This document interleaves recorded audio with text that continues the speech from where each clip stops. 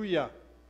J'aimerais parler ce matin des voies de Dieu.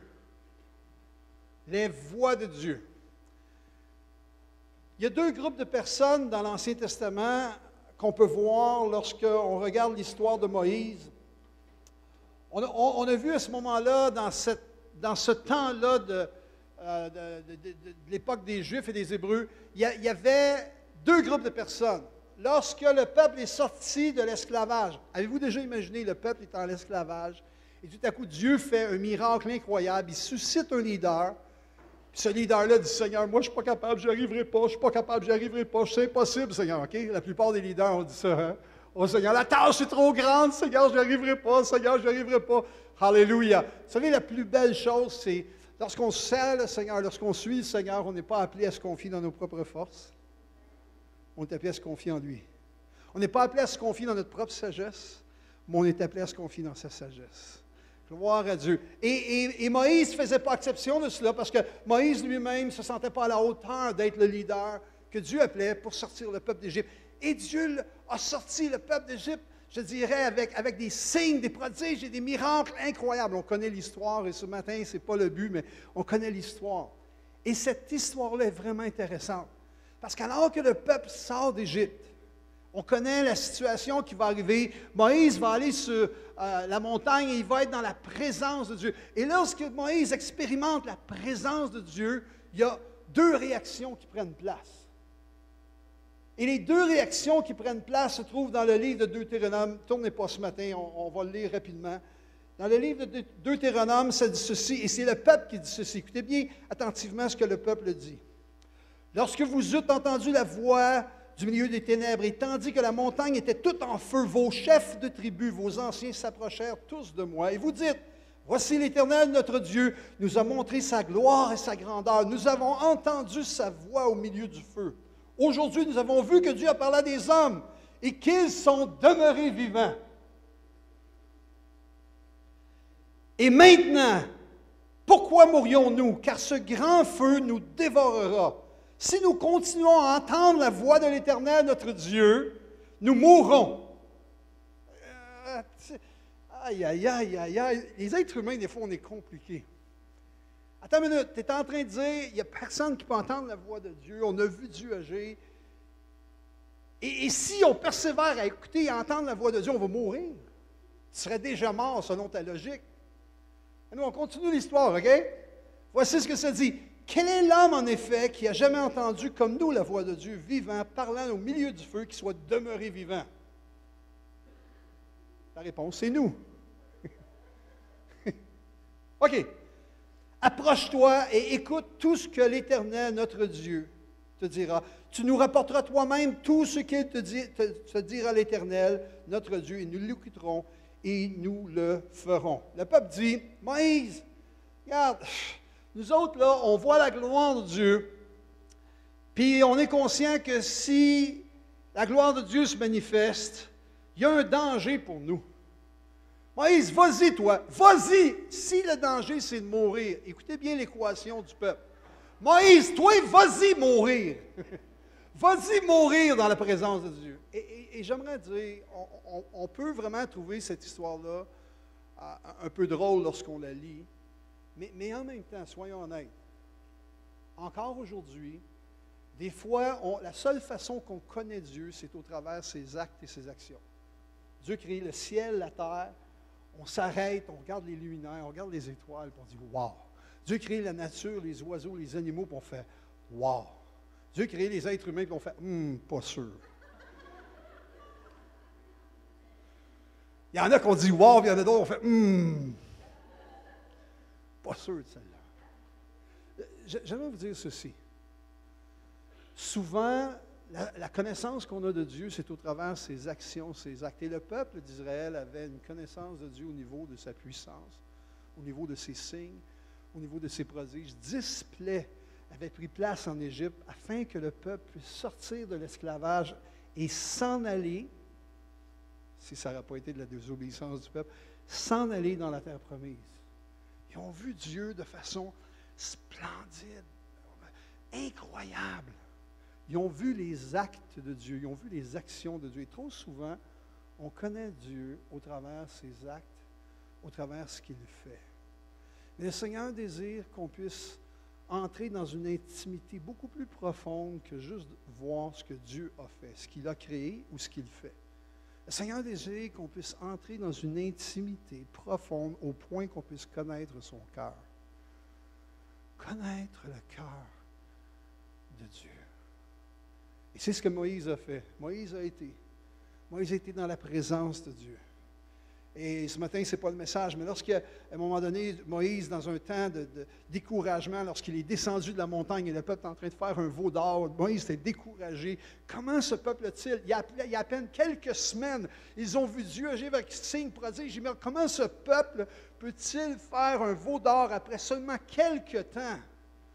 Comment ce peuple peut-il aller jusque-là où ils disent « Nous allons nous faire un Dieu comme les dieux que les Égyptiens avaient, comme les dieux qu'ils avaient à l'époque. » Comment peuvent-ils... Et Moïse est tout confus, puis il va dire une prière à Dieu. Il va dire « Dieu, fais-moi voir. » Vous vous souvenez de ce qu'il dit? « Fais-moi voir. Fais-moi voir ta gloire. » Et quel aspect de sa gloire Dieu va-t-il manifester?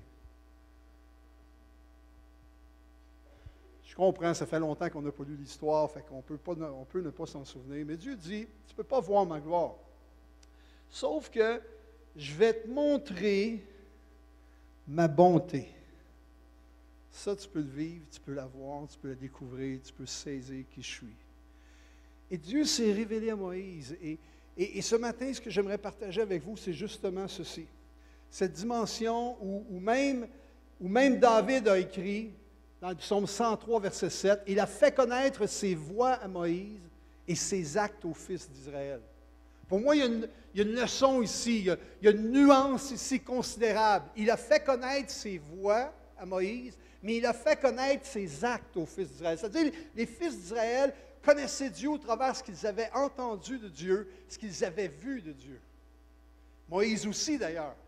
Mais Moïse avait choisi d'entrer dans une dimension plus intime dans sa présence pour découvrir les voies de Dieu, c'est-à-dire l'attitude de cœur, le cœur de Dieu, le caractère de Dieu. Qui est Dieu? Pas juste qu'est-ce qu'il fait.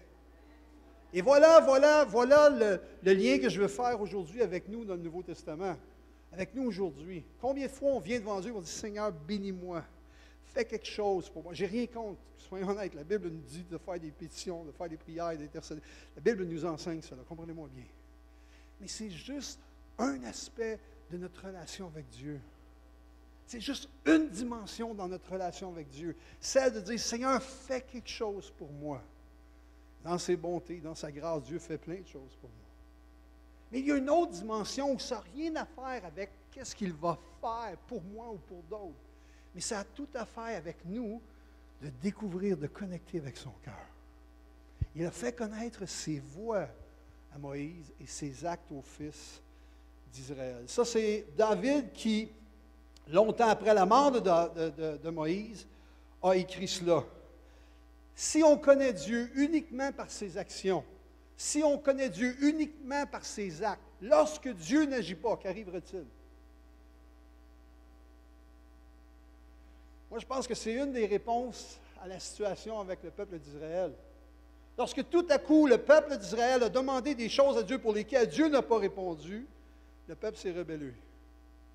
Parce que le peuple était habitué de voir Dieu agir et il s'attendait à ses actes. Mais lorsque les actes n'étaient pas présents, le peuple a choisi des raccourcis.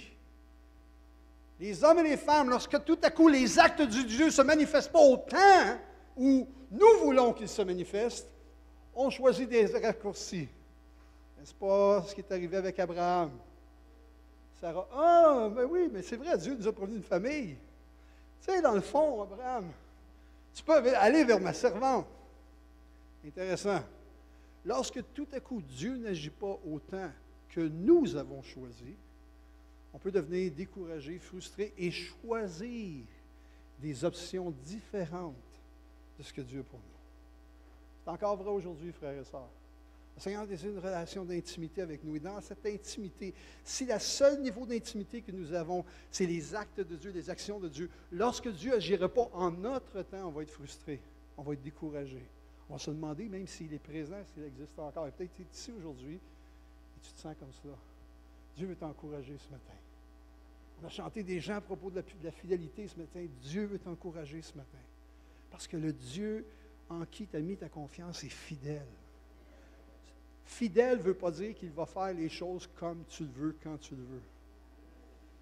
Hello, c'est lui qui est Dieu, hein? Il peut décider les choses comme il veut, quand il veut. Et puis nous autres, on essaye de trouver toutes les raisons, pourquoi ci, pourquoi ça. Mon épouse est tombée enceinte un jour, elle a fait une fausse couche, et la fausse couche a été, dans la fausse couche, il y a eu une erreur médicale, etc. Je ne veux pas rentrer là-dedans, c'est trop long. Et suite à cette erreur médicale, mon épouse ne pouvait plus enfanter ou avoir des enfants. On aurait pu être totalement découragés. On a dit, Dieu, on ne comprend pas. Puis vous savez ce que j'ai dit? Je n'ai pas juste dit à Dieu, Dieu, je ne comprends pas. Je ne veux pas avoir la réponse des hommes. Tout le monde voulait me voir dire, « Ah ben oui, tu sais, Michel, Dieu l'a permis parce que, ou Dieu veut le faire. » Puis moi-même, j'essayais de me forger des raisons. Pourquoi ma femme? Pourquoi on a perdu un enfant? Pourquoi ma femme ne peut plus avoir d'enfant? Et moi-même, je me forgeais des réponses, parce que les hommes, on aime avoir des réponses. Et des fois, on se satisfait des réponses qui ne sont pas de celles de Dieu. Ouch! Et j'ai dit à Dieu, parce qu'à un moment donné, j'étais en colère contre Dieu quand c'est arrivé. Mon épouse a passé à 2 doigts de la mort à ce moment-là. J'étais en colère, j'avais un point devant Dieu. Pourquoi Dieu? Et à ce moment-là, j'ai réalisé ceci. Alors que j'étais devant Dieu, puis je disais, pourquoi Dieu? J'avais plutôt besoin d'ouvrir la main et de dire, Seigneur, montre-moi, enseigne-moi. J'avais besoin que ma foi se manifeste au milieu de l'épreuve. Et vous savez, j'ai décidé de dire à Dieu ceci. Seigneur, les pourquoi sont entre tes mains. Puis je ne veux pas avoir la réponse ici, à moins que tu me la donnes. Mais si tu ne me la donnes pas, je ne veux pas une réponse toute faite ici par les hommes, les femmes, ou par moi-même, ou par mon cœur. Je veux ta réponse. Et si c'est la réponse, je vais l'avoir uniquement au ciel. Ça ne change rien, Seigneur. Ma foi est en toi. J'aimerais vous dire ce matin, il y a des niveaux d'intimité avec Dieu. C'est bien de connaître Dieu par ses actions, par ses actes, comment il a peut-être expérimenté le salut. Et si tu es comme moi, j'ai marché pendant 24 ans dans ce monde de toutes sortes de façons. J'ai persécuté l'Église comme celle-ci. Je brisais vite, brûlais vite. Hey, vous autres, vous auriez fait dur en Titi. Oh! Moi, j'aurais brisé des affaires. Non, mais j'ai été une petite église de Pentecôte à la Chine, Pasteur Gagnon. J'y ai fait les 100 coups à cette église-là pendant des années, 4-5 ans. Je n'ai pas lâché l'église le dimanche matin, le mercredi soir.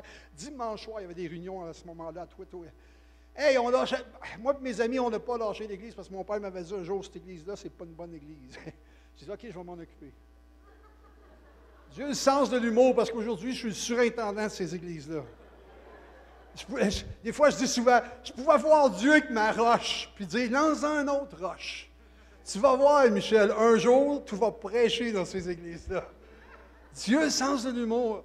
Mais vous savez quoi? On peut expérimenter le salut de Dieu, puis voir Dieu nous délivrer, voir Dieu faire des choses dans notre vie, c'est bien, c'est bon. Merci Seigneur. Mais il y a encore plus à aller chercher. Il y a encore plus lorsque tout à coup on commence à découvrir le cœur de Dieu, les voies de Dieu, le caractère de Dieu. Je veux vivre cette vie, Seigneur, en ayant le même battement de cœur que ton cœur. Les choses qui te touchent, Seigneur, les choses qui font en sorte que tu es ému de compassion, je veux que les mêmes choses m'animent, Seigneur. Alors Moïse avait cette dimension-là.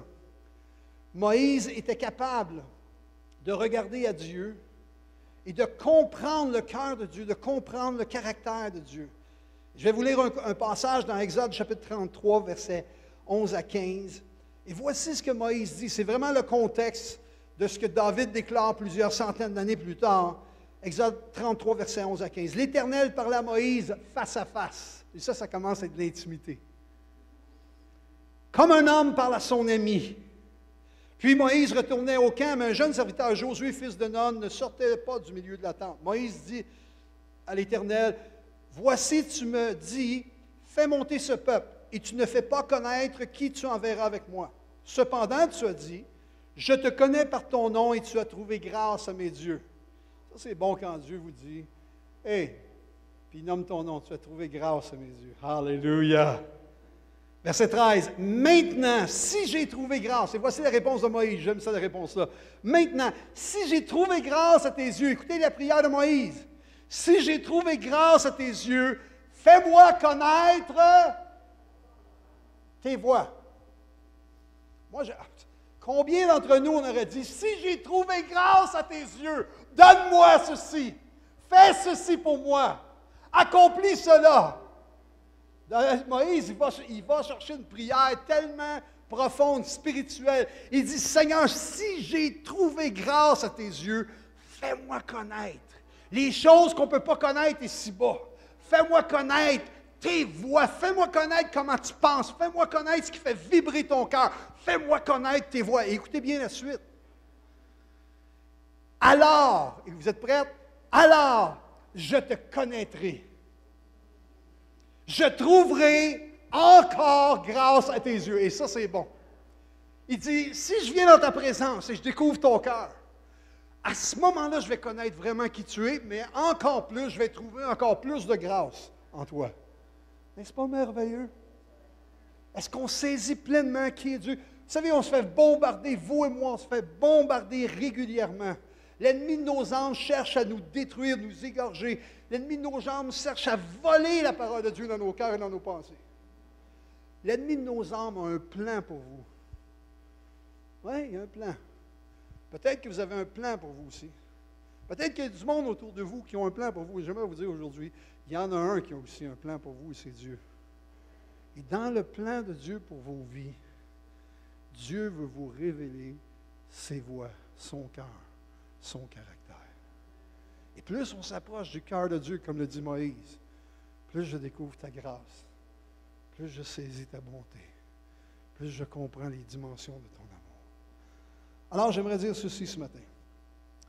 Si nous, comme Moïse, si tout comme Moïse, nous connaissons Dieu pas seulement au niveau de ses actions, pas seulement au niveau de ce qui est tangible et extérieur, pas seulement au niveau de ce qu'on a vu Dieu faire, mais si on connaît les voies de Dieu, les aspects moins visibles, c'est-à-dire le cœur de Dieu, les voies de Dieu, le caractère de Dieu, si on rentre dans cette intimité-là, je pense qu'il y a des choses qui vont être produites en nous. Et voici les choses qui, dans ma vie, ont été... Juste un instant. Voici les choses qui, dans ma vie, ont été une dimension par rapport à saisir les voies de Dieu. La première chose dans ma vie, c'est la compréhension de la valeur que j'avais aux yeux de Dieu. Moi, j'ai grandi j'ai grandi au Québec dans une religion pour laquelle je n'ai pas fréquenté à partir de l'âge de 4 ans et demi. Mon père s'est divorcé. Mes parents se sont divorcés, disons ça comme ça. Ma mère a quitté le nid familial dans les années 60. C'était pas populaire à ce moment-là. Moi, jusqu'à la 6e année, en 6e année, il y avait un seul autre enfant de tout le primaire dont les parents étaient divorcés. Là, on parle des années 60, OK? Au Québec, une autre famille dont les parents étaient divorcés. Moi, tout mon primaire, j'ai menti à mes amis. Je n'invitais jamais les amis à la maison parce que je ne voulais pas que les amis viennent à la maison pour qu'ils réalisent que dans le fond, c'était ma grand-mère qui m'élevait et pas ma mère. Ma mère n'était plus à la maison. Donc, chez nous, je faisais semblant qu'on était une famille tout à fait normale. Mais en réalité, la maman ne vivait pas dans la maison, elle était partie avec quelqu'un d'autre. C'était différent à cette époque-là, comprenez-moi bien. Mais toute ma vie, j'ai grandi là-dedans. Donc, à partir de l'âge de 4 ans et demi, on a arrêté d'aller à l'église traditionnelle. Pourquoi? Parce que mon père ne pouvait plus communier parce qu'il était divorcé, etc. Donc, il ne voyait plus le besoin. Le cœur de l'église, à ce moment-là, c'est vraiment la communion qu'on appelait. Et il ne voyait plus le besoin d'aller à l'église, donc on a arrêté d'aller à l'église, j'avais 4 ans et demi. Donc, j'étais non pratiquant de la religion. J'ai grandi pas vraiment avec une connaissance approfondie de la religion. Mais il y a une chose, par exemple, que j'ai réalisé vite, c'est que dans le monde dans lequel nous sommes, il y a des gens qui mettent des étiquettes sur ta vie. Quand j'étais à l'école secondaire, par exemple, j'avais un professeur qui disait « Bisillon, bisillon, bisillon, bisillon, bisillon, bisillon. » Il m'appelait comme ça, Bisillon. « Tu vas devenir un voleur, bandit, Bisillon. Tu vas devenir un voleur, bandit, tu vas finir en prison, Bisillon. » Parce que j'étais tannant à l'école. Tannant dans le sens avec mes professeurs, tu sais.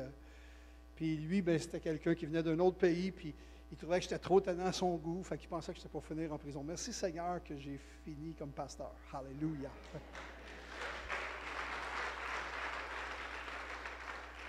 Mais des fois, il y a des gens qui mettent des étiquettes sur vous. Puis les êtres humains, on est bons pour mettre des étiquettes sur les personnes.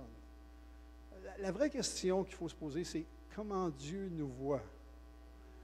Et j'ai compris rapidement que dans la religion que je ne fréquentais pas, l'étiquette qu'on avait, c'était qu'on était très, comment je peux dire ça, qu'on était petit, qu'on était sans valeur. Maintenant, j'ai besoin de comprendre Dieu à partir du cœur de Dieu. J'ai besoin de comprendre comment Dieu me voit à partir de ce que lui déclare sur ma vie. Les hommes déclarent les choses, les religions déclarent les choses. À la fin de la journée, tout ce qu'on veut entendre, c'est qu'est-ce que Dieu tu as déclaré sur ma vie. Et je crois que pour rentrer dans cette dimension d'intimité avec Dieu, il y a quelque chose qui va sortir de cette intimité-là par rapport à qui on est, nous, par rapport à qui je suis comme personne. Parce que pour plusieurs, il y a des femmes qui sont ici, puis vous avez entendu, comme mon épouse, ses parents lui disaient, sa mère lui disait, tu ne feras jamais rien de bon, tu ne seras jamais bonne à rien, tu ne feras jamais rien de bon, etc. Elle a cru ça toute sa vie. Moi, quand j'ai rencontré Sylvie, on était jeunes, et Sylvie avait vraiment une estime de soi, et je pense que c'était en bas de zéro, parce qu'elle avait eu des messages couramment, qu'elle n'était pas capable, qu'elle n'y arrivera jamais, puis je ne dirais pas les mots qu'on la traitait. La question, c'est, si des êtres humains vous ont traité, vous ont mis des étiquettes, la question qu'il faut se poser aujourd'hui, c'est qu'est-ce que Dieu déclare sur votre vie? Et moi, je pense que ça, c'est important. Voici ce que Jésus dit dans Matthieu, chapitre 6. Regardez les oiseaux du ciel, ils ne sèment ni ne moissonnent, ils n'amassent rien dans des greniers, votre Père céleste les nourrit. J'aimerais vous dire ce matin, combien de gens ici, écoutez, sincèrement, aujourd'hui, ce matin, avant de venir à l'église, combien de gens ce matin, vous vous êtes arrêtés à contempler un moineau? Parce qu'en passant, les oiseaux du ciel, c'est le vulgaire moineau, c'est ça que Jésus dit. Le vulgaire moineau, là, on ne parle pas d'un bel oiseau, là, on ne parle pas d'un oiseau avec des couleurs flamboyantes. On parle du vulgaire moineau qu'on trouve au Québec, qu'on trouve à Cuba, j'étais à Cuba il y a quelques semaines, qu'on trouve en Afrique, qu'on trouve partout sur le globe, le vulgaire moineau qui vit à plus 30 comme à moins 30, le vulgaire moineau brun, là, tu sais. Combien il y en a ce matin qui ont remarqué un vulgaire moineau en s'en venant? 1, 2, 3, 4. Hey, 4 personnes sur un groupe comme nous qui se sont arrêtés et disent, wow, qu'est-ce que vous êtes dit? Oh, quel beau! Ils se sont dit, wow, hey, quel beau moineau! Ça prend beaucoup d'imagination pour trouver qu'il est beau, premièrement, mais c'est correct. Quel beau moineau! Alléluia! Mais la plupart d'entre nous, les moineaux ont passé devant nous ce matin et on ne s'en est même pas préoccupé. Pourquoi? Parce qu'ils n'ont pas de valeur à nos yeux. Alors, si vous auriez vu quelque chose qui a de la valeur, un autosport pour les gars passer, vous auriez fait « Wow! » Vous auriez « Hey, c'est quoi j'ai vu? » Si c'est l'autosport qui a de la valeur à tes yeux, tu aurais dit « Wow, c'est ça! » Si c'est autre chose, un athlète qui a gagné des médailles olympiques, qui aurait passé devant toi, ou si c'était un comédien vraiment renommé, ou peu importe ce que tu considères comme la valeur. Si tu aurais vu quelque chose avec de la valeur ce matin, tu serais arrivé en rentrant ici et tu aurais dit « J'ai vu! » N'est-ce pas? Mais personne d'entre nous, sauf 4, ont marqué des moineaux ce matin. Mais voici ce que Jésus dit dans Matthieu. Ce qui semble inutile, ce qui a peu de valeur, ce qui est considéré comme sans valeur, parce qu'on ne les remarque pas, les moineaux du ciel. Jésus dit, voici les moineaux du ciel. Ils ne sèment, ni ne moissonnent, ni n'avancent rien dans les greniers. Votre Père céleste les nourrit. Qu'est-ce que Jésus est en train d'enseigner? Pour votre Père céleste, ils ont une certaine valeur. Parce que c'est Dieu qui les a créés. Attendez, ça ne finit pas là. Jésus dit ceci, ne valez-vous pas beaucoup plus qu'eux?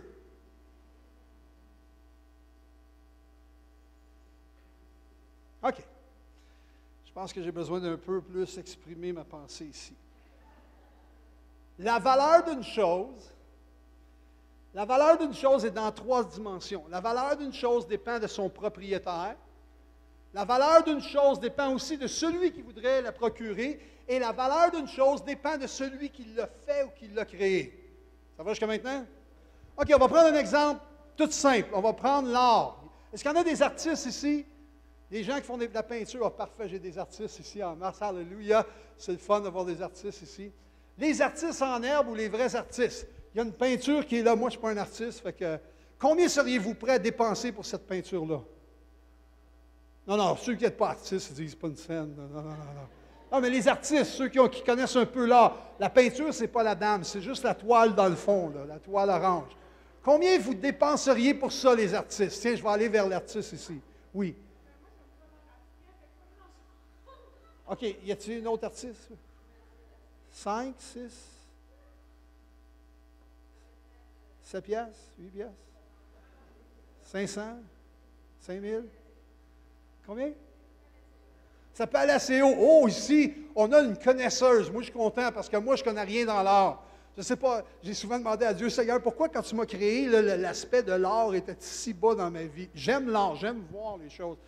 Mais honnêtement, j'aimerais chanter, j'aimerais jouer de la musique, j'aimerais peindre, mon épouse aussi, j'aimerais dessiner. J'aime l'art, mais quand le don a passé, je n'étais pas là. Tu sais ce que je veux dire? C'est comme... Ah, je fais des bonhommes allumettes, moi. OK. J'aimerais vous dire que ce tableau-là, c'est un Jackson Pollock, un Mark Rothko plutôt, et il s'est vendu 86,9 millions de dollars.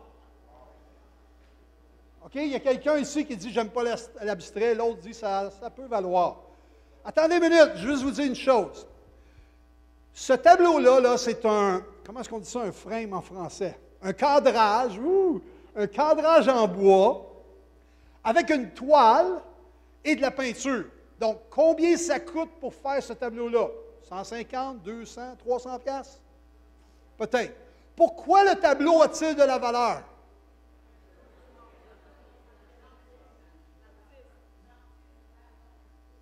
Celui qui a peint le tableau, celui qui a créé le tableau, parce qu'il s'appelle Mark Rothko, je ne le connais pas en passant, mais parce qu'il s'appelle Mark Rothko, semble-t-il, ça a de la valeur, au point qu'il y a quelqu'un qui, en quelque part, est prêt de dépenser 86,9 millions de dollars. Vous savez, c'est un peu comme si vous vouliez vendre votre maison. Vous avez vécu toute votre vie dans votre maison.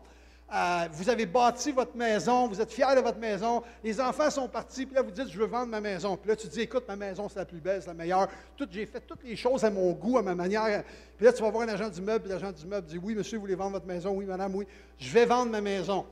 Puis dans ta tête, c'est comme ma maison, là, écoute, comme elle est là, telle qu'elle, ça doit valoir 500-600 000. Facile.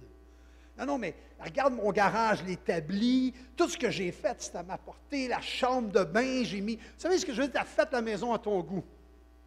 L'agent d'immeuble vient te voir et dit, oh, c'est propre chez vous. Oh, vous avez une belle maison. Il dit, on pourrait avoir vraiment un bon prix. Puis là, dans ta tête, ça fait tching, tching, tching, tching. Puis là, l'agent d'immeuble dit, je te dis, là, un bon 250, 275 000. Là, tu fais, quoi? Non, mais le marché, c'est à peu près. Voyons donc, ça n'a juste pas d'allure. Là, tu dis, je vais aller voir un autre agent d'immeuble. Tu pars, tu vas voir un autre agent d'immeuble. L'autre agent d'immeuble, tu dis, écoute, je veux vendre ma maison. Combien tu penses que ça pourrait valoir? L'agent d'immeuble fait, oh, wow, c'est beau, hein? Tout est bien agencé, c'est bien fait, c'est propre ici. Là, dans ta tête, ça fait, oh, lui, il comprend. Lui, il connaît. L'autre ne connaît rien. Puis là, tu réalises, il dit, oh, un bon 275 000. Là, tu es découragé. Pourquoi? La valeur d'une chose est dans les yeux de celui qui la possède, mais aussi la valeur d'une chose est dans les yeux de celui qui voudrait se la procurer. Ça va? Ce tableau-là, on va aller voir deux autres tableaux ce matin. Le tableau du haut, là on parle d'art abstrait encore, là, c'est tout ça? On parle d'art abstrait. Le tableau du haut, là maintenant vous êtes tous des experts, combien pensez-vous que le tableau du haut vaut? Quand je parle du tableau du haut, là, je parle de ce tableau brun là avec les... En passant, j'ai vu le peintre qui a fait ça, à Pollock, Jackson Pollock, j'ai vu faire. C'est une grosse toile qui est par terre, puis là, il y a un fond, puis après ça, il garoche la peinture comme ça. Pour un gars qui est parti de zéro, là, c'est pas très inspirant. Combien pensez-vous que quelqu'un est prêt pour acheter ça? La valeur d'une chose est dans les yeux de celui qui la possède, la valeur d'une chose dans les yeux de celui qui est prêt de se la procurer. Combien pensez-vous que quelqu'un a payé pour cela? Donnez-moi un prix. Combien? Tout le monde est comme gêné. Faites-vous-en pas, ce n'est pas votre argent, je ne vous demanderai pas de faire un chèque. Faites-vous-en pas, là, OK? Ce n'est pas une enchère. OK, je pense que vous ne le savez pas, je vais vous donner un indice, OK? Attendez une minute. On a dit que la valeur d'une chose était dans les yeux de celui qui la possède, mais dans les yeux de celui qui est prêt de se la procurer, et aussi, dépendamment qui a créé la chose. Ça, c'est un Jackson Pollock, ça a été vendu à 140. Êtes-vous prêts? Je ne suis même pas capable de le dire, tellement que je trouve ça outrageux. Millions de dollars. Ça n'a pas de sens. Attendez une minute, là. De la toile, de la peinture sur une toile avec un cadre en bois qui vaut 300 piastres, la personne est prête d'acheter ça 140 millions. OK, là, vous êtes des experts. 89 millions, 140 millions. Celui d'en bas, combien vous pensez que ça vaut? Attachez-vous après vos chaises, là. Combien? 250 millions. C'est ça? OK, 250 millions. Voici. Hors de prix, parce que c'est mon garçon Jonathan.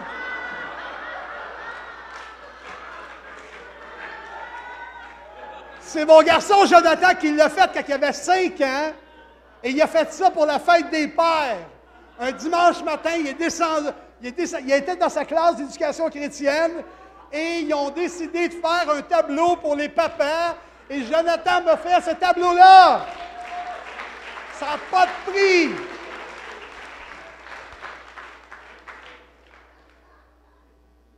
La valeur d'une chose est dans les yeux de celui qui la possède, dans les yeux de celui qui voudrait se l'acheter ou se la procurer, et dans le nom ou dans la personne qui l'a créé. Maintenant, je vous pose une question. Il y a des choses incroyables qui se passent dans ce monde. Des gens sont prêts de dépenser des millions de dollars par rapport à ceux qui ont créé des choses, ou par rapport encore. Il y a des gens qui vont dépenser des millions, dépendamment du gant de baseball qui appartenait à qui, du hockey qui appartenait à qui, ou encore qui a fait quoi, ou qui a mis quoi, ou quelle voiture était dans tel film. Les gens sont prêts de dépenser des millions de dollars pour des choses semblables. Mais la question qu'on doit se poser, nous, comme croyants aujourd'hui, si des gens dans le monde sont prêts à dépenser des choses pour des choses futiles comme ça, c'est quoi la valeur d'une âme? C'est quoi la valeur d'une âme? J'aimerais vous dire ceci. Lorsque Dieu a décidé de racheter l'être humain qu'il avait créé, il a dû mettre une valeur à cela. Il aurait pu mettre tous les millions qu'il y avait sur la terre, l'or, l'argent, toutes les pierres précieuses, non seulement sur la terre, mais dans l'univers s'il y en a. Et Dieu a choisi quand même de racheter l'homme qui s'était trouvé désobéissant et pécheur devant lui. La valeur d'une chose vient de celui qui l'a créée. J'aimerais vous dire, c'est quoi votre valeur aujourd'hui?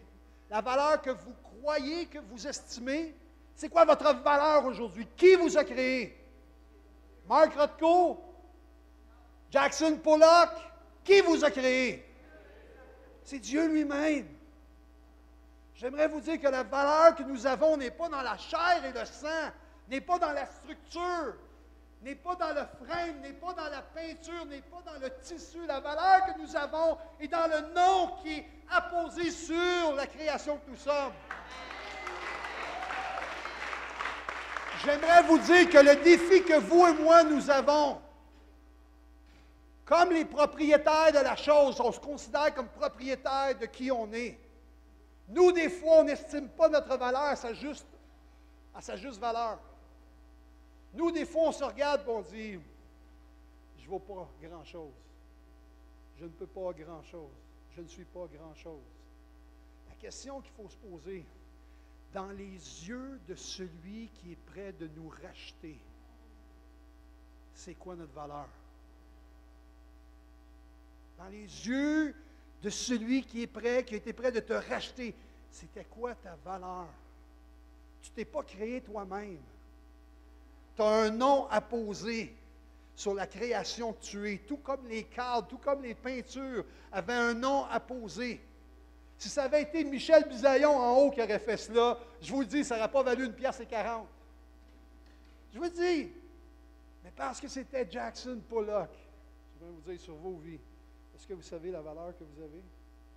Parce que celui qui vous a créé a posé son nom sur vous. C'est Dieu lui-même. Peut-être que vous vous dites, « Oh, je n'ai pas beaucoup de valeur. » J'aimerais vous dire, est-ce que vous connaissez la valeur de celui qui vous a racheté? Ouf. Regardez ce que l'apôtre Paul dit. 1 Corinthiens chapitre 6, verset 20. Car vous avez été rachetés à... 1 Corinthiens chapitre 7, verset 21. Car vous avez été rachetés à... Et il rajoute ceci, ne devenez pas esclaves des hommes. Qu'est-ce que Paul est en train de dire?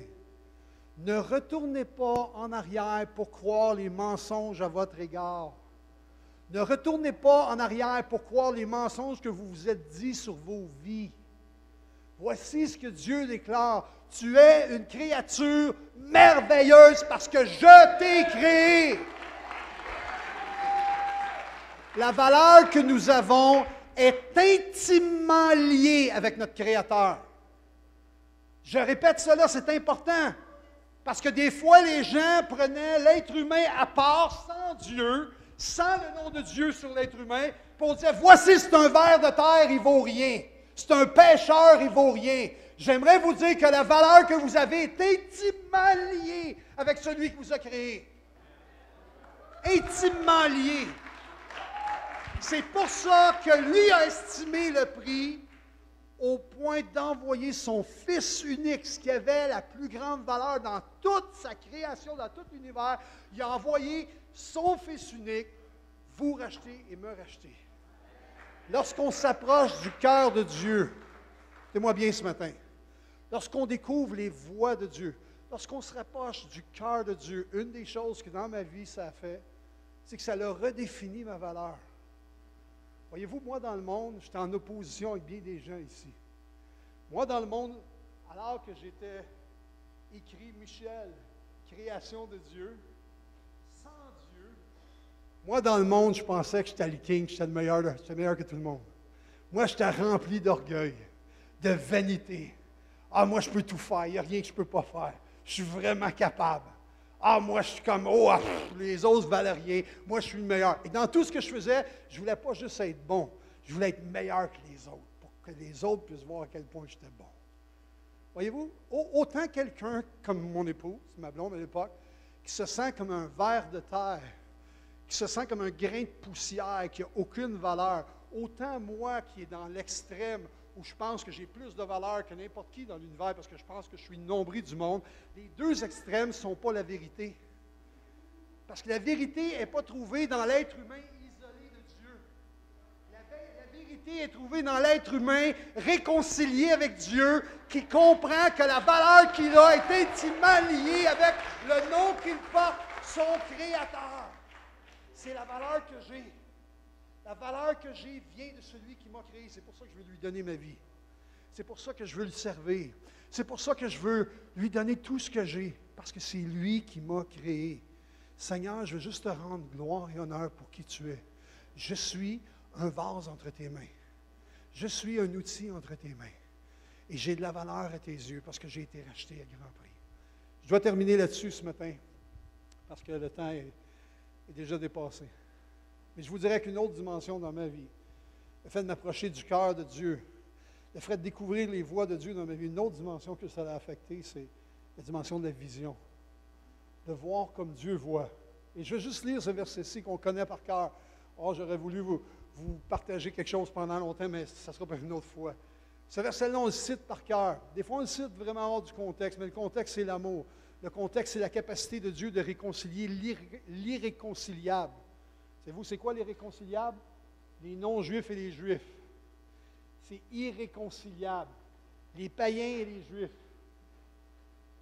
Jésus est venu, puis il a renversé tous les murs qui séparaient les juifs et les non-juifs.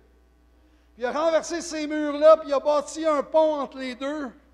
Il a bâti un pont, puis il a fait d'eux, juifs et non-juifs, une seule et même famille. C'est un miracle. Je vous le dis, ça dépasse l'imaginaire. Les hommes, on est des spécialistes pour élever des murs. Des murs qui nous divisent les uns les autres. On élève des murs à cause de la couleur de la peau qu'on a. On élève des murs à cause de la langue qu'on parle différemment. À cause des richesses qu'on a ou qu'on n'a pas. On dit, oh, lui, c'est un pauvre, moi, je suis riche. Moi, je suis riche, lui est pauvre. Moi, je suis intelligent, lui n'est pas intelligent. On élève des murs régulièrement comme être humain. Jésus est venu pour renverser tous ces murs. Il n'y a plus ni blanc, ni noir, ni juif, ni grec, ni anglais, ni français. Il y a un seul peuple en Jésus-Christ. J'aimerais vous dire ceci ce matin. Le contexte dans lequel Paul écrit cela, c'est le contexte de la puissance incroyable du Saint-Esprit de Dieu qui réconcilie les peuples, qui réconcilie les divisions à faire un seul peuple ensemble. Et voici ce qu'il déclare. Or à celui qui peut faire, par la puissance qui agit en nous. Oh, vous me voyez venir là, hein? Attendez, on va essayer de lire le prochain mot. Je ne suis pas sûr qu'on est capable de lire ce mot-là. Pensez-y.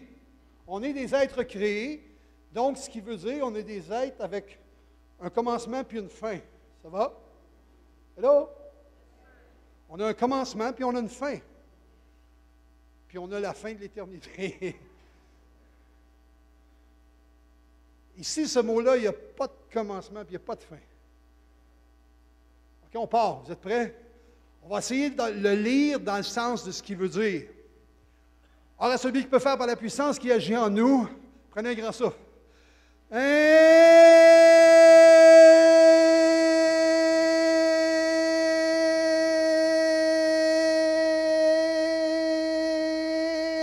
On est encore sur le on n'est même pas sur le fi. Si on voudrait refléter ce que ça veut dire, on n'a pas assez d'air dans nos poumons. Si on voudrait refléter ce que ça veut dire, on n'a pas assez d'intelligence dans nos pensées. Si on voudrait refléter ce que ça veut dire, c'est infiniment. Hello, ça dépasse notre raisonnement, notre capacité de réfléchir. C'est au-delà de.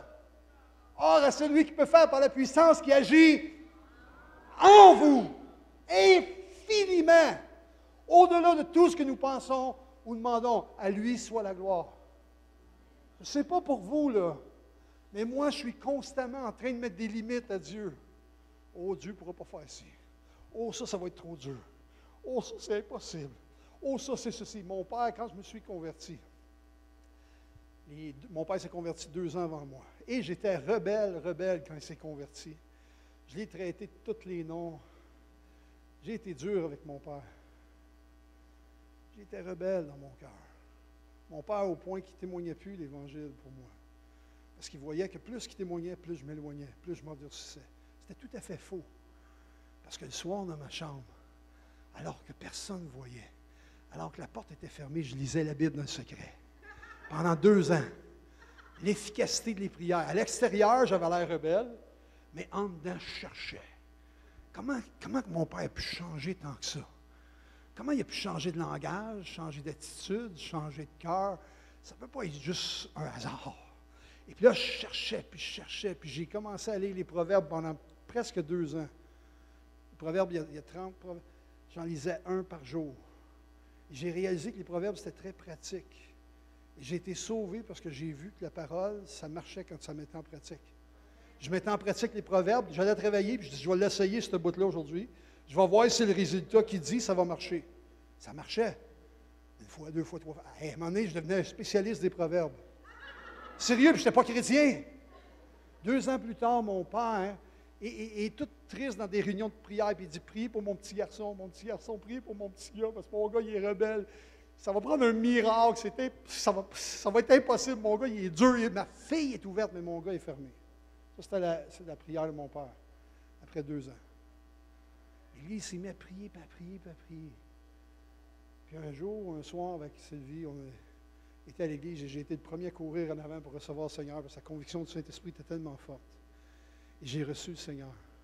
Puis là, je voyais les gens dans l'église dire, « Hey, es-tu le fils de Raymond? » Je dis « Oui. » J'avais 24 ans. Mon père disait, « Prie pour mon petit gars. » Tous les gens pensaient que son petit gars était petit, tu sais.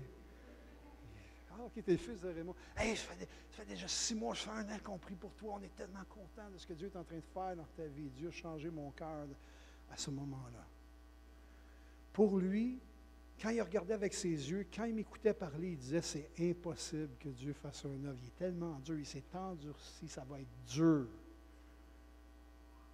Moi, je suis venu au Seigneur et 33 ans plus tard, ma sœur n'est pas encore à l'Évangile. Elle est encore aussi ouverte qu'elle était à l'époque. Je suis honnête avec vous. Dans sa personnalité, c'est bon pour vous autres, c'est bon, là, je ne sais pas, c'est bon. Mais elle n'est pas prête de prendre l'engagement. Moi, j'étais rebelle. Et aujourd'hui, je sers. Est-ce que vous me suivez? Trop souvent, on se laisse affecter parce que nos yeux voient, parce que nos oreilles entendent. J'aimerais vous dire, voici ce que la parole, elle déclare. Or, à celui qui peut faire par la puissance qui agit en vous, infiniment au-delà de ce que vous pensez. Seigneur Jésus, merci ce matin, parce que tu veux révéler tes voies à ce peuple. Tu veux révéler ton cœur à ce peuple. Ce matin, je les bénis en ton nom. Je prie pour une plus grande intimité. Intimité dans ta présence. Intimité afin de découvrir ton cœur. Seigneur, touche tes fils et tes filles que tu aimes d'un amour qui est tellement grand comparé à nos compréhensions. Ce matin, je prie que ton Saint-Esprit puisse saisir chacune. Là où on a mis un obstacle, là où on a mis un empêchement, là où on a mis un mur, Père, je prie qu'au nom de Jésus, par la puissance du Saint-Esprit, tu renverses les murs, tu anéantisses les obstacles, tu défasses les faux raisonnements, afin qu'on puisse avoir la foi de croire que tu peux infiniment au-delà de tout ce que nous demandons, afin qu'on puisse se voir tel que tu dis que nous sommes, c'est-à-dire des créatures, des êtres créés merveilleux, parce que c'est ton nom qui est sur cette création que nous sommes. Te disons merci ce matin, parce que tu veux révéler tes voies à nos cœurs, comme tu l'as fait pour Moïse. Tu veux qu'on soit face à face avec toi. Tu veux qu'on soit considérés comme tes amis. Tu veux que, comme tes amis, nous découvrions qui tu es. Alors, Père, je prie ces grâces dans le beau nom de Jésus.